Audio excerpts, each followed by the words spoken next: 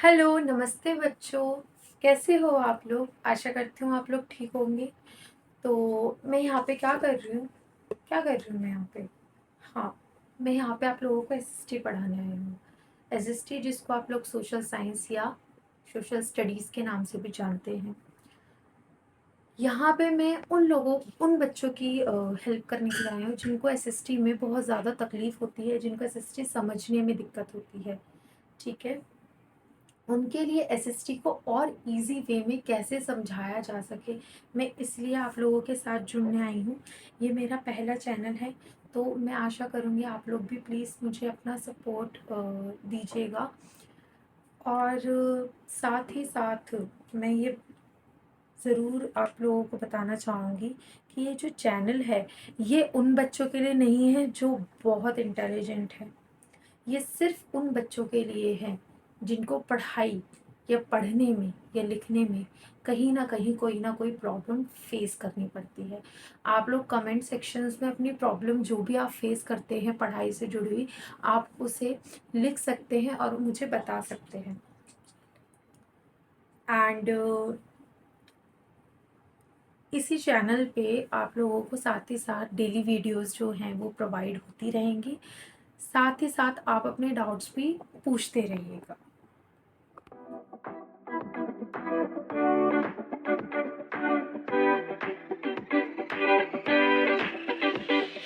तो चलिए स्टार्ट करते हैं हमारा चैप्टर फर्स्ट स्टार्ट करने से पहले मैं आपको बताना चाहूँगी कि आप लोगों को तो पता ही होगा हमारी अब 4 बुक्स हैं, ठीक है? कौन कौन सी? हिस्ट्री, ठीक है, geography, civics and eco. Eco जो है ना वो बहुत ज़्यादा इजी है, ठीक है ना?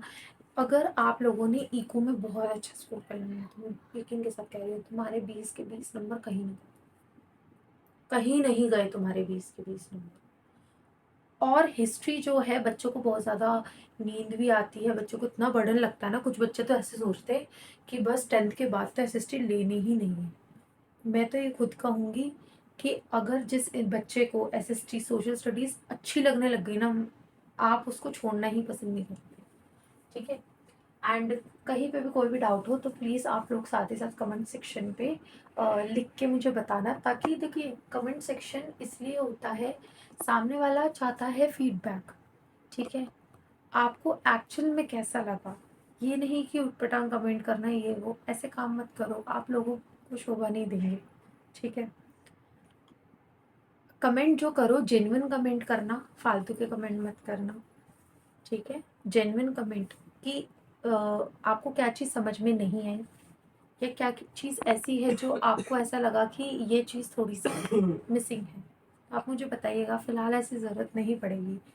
तो फर्स्ट ऑफ ऑल हम चैप्टर 1 से स्टार्ट करेंगे, जो कि हमारा हिस्ट्री का है chapter first, the rise of nationalism in Europe. The rise of nationalism in Europe. तो राइज, राइज मतलब होता है, अच्छा एक और चीज़, ये इंग्लिश मीडियम नहीं हिंदी मीडियम के बच्चों के लिए भी है, ठीक है ना? एक तरीके से ये कहना चाहते हैं यूरोप में राष्ट्रवाद का उदय, ठीक है, किस तरीके से हुआ। तो राइज का मतलब होता है किसी चीज का उदय होना, किसी चीज का राइज होना। Of nationalism in Europe. Nationalism, आपको पता है जब नेशनलिज्म क्या है, ये होता है राष्ट्रवाद।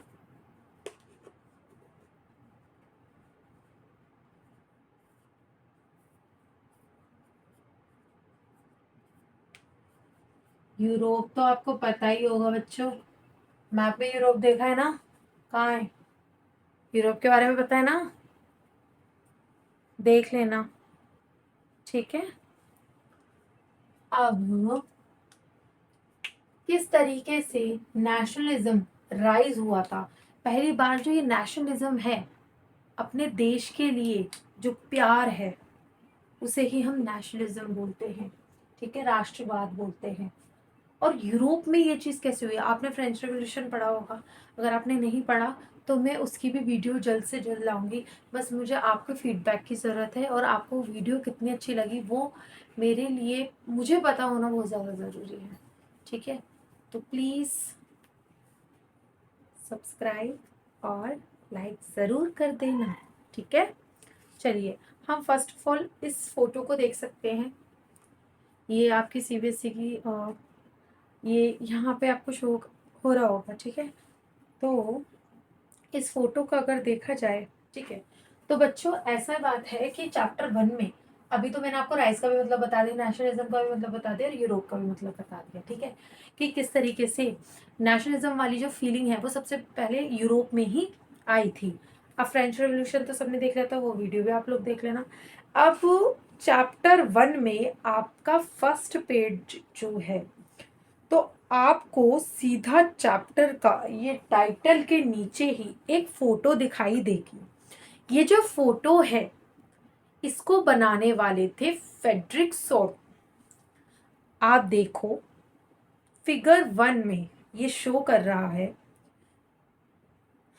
ये शो कर रहा है the dream of world wide democratic and social republic. And ये जो पेंटिंग है इसका नाम है the pact between nation, the pact between nation, a print prepare by Frederic Sorrieu. अब इन्होंने बनाई थी ये पेंटिंग 1848 में, am I right? Thank you. तो 1848 में इन्होंने बनाई थी। अब ये क्या है, ये भी एक रोमांटिसिज्म है। अब व्हाट इज रोमांटिसिज्म? रोमांटिसिज्म होता है फीलिंग ऑफ लव, जो कि हम अपने नेशन के लिए दिखाते हैं, नेशन के प्रति प्यार दिखाते हैं, देश के प्रति प्यार दिखाते हैं, वो नेशनलिज्म होता है। पर हम फीलिंग्स के थ्रू जब देश के प्रति प्यार दिखाते हैं तो वो हमारा रोमांटिसिज्म बन जाता है। कैसे? आर्ट के थ्रू, पोइट्री के थ्रू, या ये जो फेडरिक सोरियो ने अपनी पेंटिंग बनाई है इसी तरह। And what is this painting? Painting हमें क्या शो कराना चाहती है? अगर आप पेंटिंग को ध्यान से देखो तो एक बहुत लंबी सी लाइन जा रही है, बहुत लंबी सी लाइन आ रही है और सामने स्टैचू ऑफ किसी मैन का स्टैचू बना हुआ है एंड ऊपर से जीसस क्राइस्ट है। तो फेडरिक सोरियो इस पेंटिंग के थ्रू एक ड्रीम दिखाते हैं डेमोक्रेटिक एंड सोशल रिपब्लिक का, कि किस तरीके से लोग मोनार्की सिस्टम को छोड़ के, राजतंत्र को छोड़ के डेमोक्रेटिक लोकतंत्र की ओर जा रहे हैं। ठीक है बच्चों, फिर इन्होंने, अगर आप सबसे नीचे की तरफ देखें, ठीक है, तो आप सबसे नीचे की तरफ देखेंगे कि उन्होंने राजा महाराजाओं की कुछ एसेसरीज जो हैं वो डाल रखी हैं, नीचे गिरी हुई हैं सारी जगह, राजाओं की ही चीजें। इसका मतलब क्या है कि इस फोटो में राजतंत्र को, लोकतंत्र को ऊपर रख रखा है और राजतंत्र से आजाद है। आप बात को समझ रहे हो? तो ये जो लाइन जा रही है ना, ये राजतंत्र को छोड़ के, मोनार्की सिस्टम को छोड़ के लोकतंत्र की ओर जा रही है। और जिस तरफ इनका मुंह है, जिस तरफ इनका फेस है, वो किस तरफ जा रहा है? ये जो स्टैचू बना हुआ है ना, इसके अंदर ये जो स्टैचू जो बना हुआ है, इसके हाथ में एक कॉन्स्टिट्यूशन जैसी बुक है एंड टॉर्च है, ठीक है। तो वो जो टॉर्च है वो आपको क्या दिखा रही है? वो आपको एक तरीके से रोशनी दे रही है, ठीक है। एंड वो जो किताब है वो एक राइट्स की, मतलब इक्वालिटी की एक किताब है, जो ये दर्शाने की कोशिश कर रही है कि यहाँ पे सब इक्वल है, ठीक है। एंड यही सब चीज़ें देख के ऊपर से जीसस क्राइस्ट इनको आशीर्वाद दे रहे हैं। तो यही है इस पेंटिंग में फेडरिक सोरियो की, जो कि 1848 में बनी थी, द पैक्ट बिटवीन नेशन।